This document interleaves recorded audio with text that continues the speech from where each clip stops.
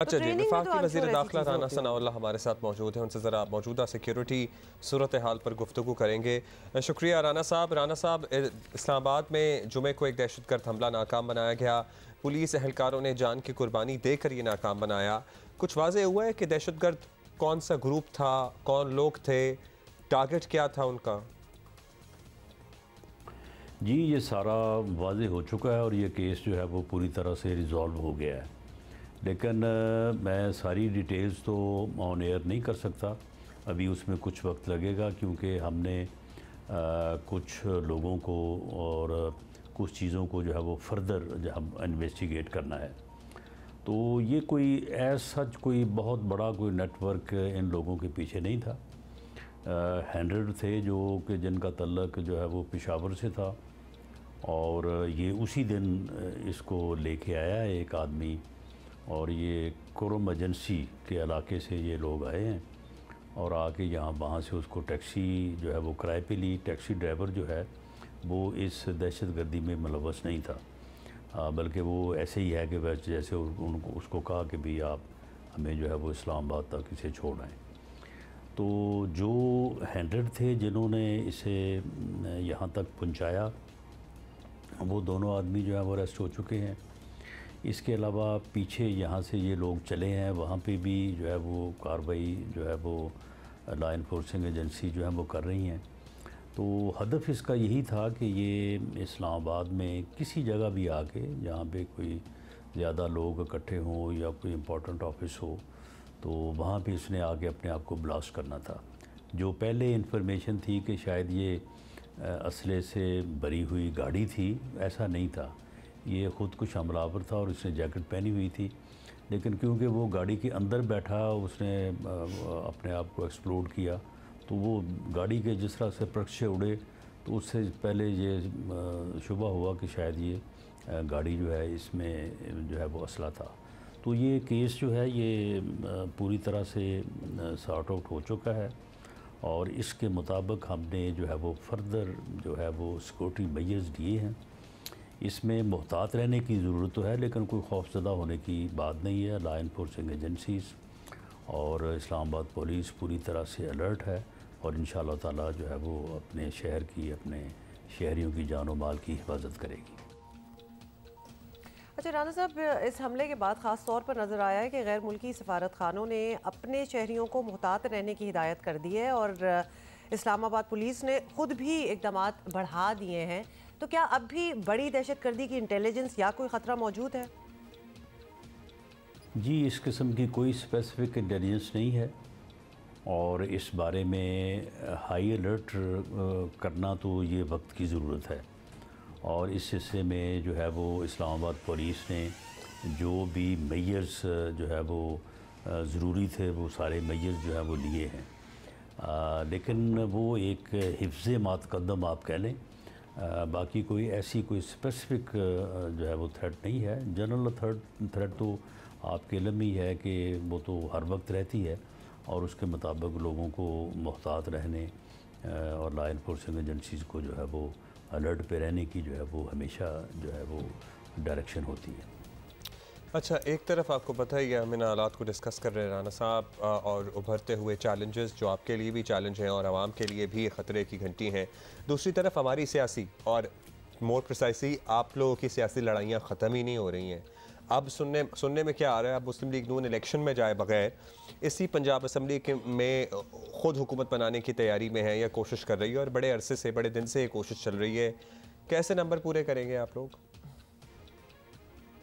देखें, जहाँ तक सियासी लड़ाइयों का तल्लक है, जब तक इस मुल्क की सियासत में इमरान खान का वजूद कायम है, ये लड़ाई ख़त्म नहीं हो सकती। ये एक ऐसा इंसान है कि जो फितना और फसाद के ऊपर उसका जो है वो पूरा बयानिया है। आप मुझे बताएं कि जो आदमी ये कहे कि मैं अपने मुखालफिन के साथ बैठ नहीं सकता, उनके साथ बात नहीं कर सकता, बल्कि मुखालिफ सियासी जमातों या सियासी रहनुमाओं से मतलब कहे कि उनके साथ बैठने से बेहतर है कि मैं पहले मर जाऊं। आप मुझे बताएं कि वो आदमी जो है वो जब तक फिर उस मुल्क की सियासत में होगा, वहाँ पे कोई अमन हो सकता है, वहाँ पे सुकून हो सकता है, वहाँ पे मामला जो है वो आगे बढ़ सकते हैं। ये जब तक इसका जो है वो पाकिस्तान के अवाम अपने वोट से इसे इस मुल्क की सियासत से माइनस नहीं करेंगे, ये आदमी जो है ये इस मुल्क में ना अमन आने देगा, ना सियासी रवादारी आने देगा। ये जो है ये ओए तोए का कल्चर, लोगों की बेइज्जती, लोगों के ऊपर झूठे इल्ज़ामात, नित नए जो है वो झूठी कहानियाँ, बयानिए, ये जो है यही काम जो है ये जब से इसने होश संभाला है या इसकी कोई आवाज़ बनी है सियासत में, यही काम कर रहा है, यही ये काम करेगा। पंजाब में देखें, पंजाब असम्बली जो है वो कोई खेल तमाशा तो नहीं है कि एक आदमी जो है उसने रावलपिंडी में इंसानों का समुद्र इकट्ठा करना था, उसमें वो नाकाम रहा तो उसने कहा कि जी मैं अब असम्बलियाँ तोड़ दूँगा। और फिर जो चीफ मिनिस्टर है पंजाब का वो दुहाई दे रहा है, वो कहता है कि जी 99% हमारे लोग चाहते हैं कि असम्बली ना टूटी जाए, तो भाई फिर आपने तोड़ने की जो है वो असम्बली पे साइन कर दी है। तो ऐसी सूरत में उसे एतमाद का वोट लेना जो है ये उस बनता है। गवर्नर ने सही एडवाइस दी है। बाकी अगर वो एतमाद का वोट नहीं ले सकता तो फिर जो है वो इलेक्शन होगा, और अगर इलेक्शन में पहले वोट में कोई अक्सरियत ना ले सके, यानी 186 का नंबर हासिल ना कर सके, तो जो रन ऑफ इलेक्शन होगा उसमें फिर जो लोग असम्बली में बैठे हैं उनकी तादाद कुछ भी हो, भले 371 में से वहाँ पे 150 आदमी बैठा हो, तो उनमें से जो आदमी अक्सरियत लेगा वो जो है वो हुकूमत जो है वो बनाएगा। तो इस तरह से हमारे पास हमारे नंबर इंटैक्ट हैं। इनके नंबर जो है वो हमारी इतला के मुताबिक इंटैक्ट नहीं है, इसलिए कि लोग नहीं चाहते कि असम्बलियाँ जो है वो तोड़ी जाएँ, और इस बात की गवाही वज़ीर आला परवेज़ इलाही साहब खुद दे रहे हैं। ये तो आवाम को ही फैसला करने दें कि किसका बयानिया सच्चा है किसका झूठा। आवामी वोटों से आपने कहा ना फैसला कर लेंगे। एक शख्स का जिक्र किया, अब एक पे तो नहीं सब कुछ आप थोप सकते कि जी इसकी वजह से कुछ नहीं हुआ या इसकी वजह से बहुत कुछ हो गया। और ख़ासतौर पे आपने ये भी कह दिया कि हज़ारों लाखों लोगों का समुंदर लेके आना था जो नहीं कर सके, तो आई गेस फिर आपको पता भी चल रहा है कि इतनी भी पॉपुलर सपोर्ट शायद नहीं है। So you can't pin all the blame on him. ये तमाम सियासी जोड़ तोड़ या खबरें अफवाहें चलती रहेंगी, लेकिन मुल्क को इस वक्त हुकूमत से बड़ी कारकर्दगी, परफॉर्मेंस की ज़रूरत है। ख़ास तौर पर मईशत के लिए बड़े सख्त फैसले लेना ज़रूरी है। क्या आप अब भी सियासी तौर पर इस पोजीशन में नहीं आए कि ये सख्त लेकिन अशद ज़रूरी फैसले जो हैं वो आप ले सकें? देखिए, पहले 3.5 साल पौने 4 साल जो है वो इमरान खान ने जो है वो जो बैठाया ऐसी गलत पॉलिसियाँ इख्तियार की, नैब का बेदरेग इस्तेमाल किया, अपने मुखालफिन के ख़िलाफ़ मुकदमात बनाए, IMF के साथ एक बहुत ही जो है वो गलत मुआहदा किया। उस मुआहदे की पादाश में इस वक्त जो है वो सख्त फ़ैसले लेने पड़ रहे हैं। उस मुआहदे की वजह से जो है वो महंगाई बढ़ी है, पेट्रोल की कीमतें बढ़ी हैं, बाकी बिजली की कीमतें वो अभी भी कह रहे हैं कि और बढ़ाएं। तो उस वजह से अब मुल्क जो है वो जिस सतह पे आ पहुंचा है, इसका हल जो है वो इलेक्शन नहीं है, इसका हल चार्टर ऑफ इकॉनमी है। जब तक तमाम जमातें जो हैं वो सर जोड़ के ना बैठें, अपोजिशन भी, हुकूमत भी, और एक इकॉनमी का एक रोड मैप जो है वो सेट ना करें, तो उस वक्त तक मुल्क जो है वो इस दलदल से निकलना जो है वो बड़ा मुश्किल है। और भले हम हों या कोई और भी हो, तो हम तो इसके लिए तैयार हैं और हम कोशिश कर रहे हैं।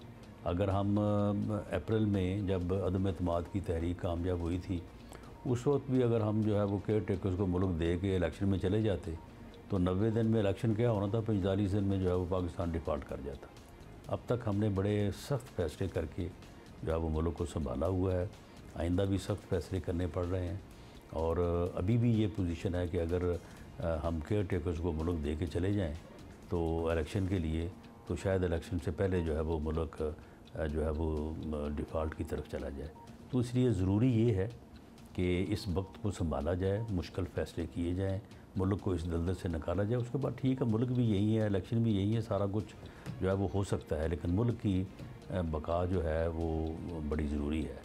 लेकिन ये बात इसकी समझ में नहीं आ रही इमरान खान साहब की। वो एक ही काम पे लगा, वो बाकायदा इस वक्त कैंपेन चला रहा है मुल्क को डिफ़ॉल्ट की तरफ ले जाने के लिए, नित नई हरकतें भी कर रहा है, प्रोपेगेंडा भी कर रहा है, अपने बंदों को भी कह रहा है कि ये करें वो करें ताकि मुल्क जो है वो डिफ़ॉल्ट करे।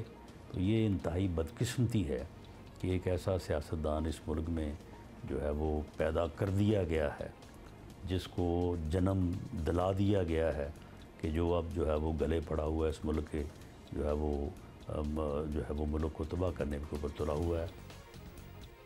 बहुत शुक्रिया।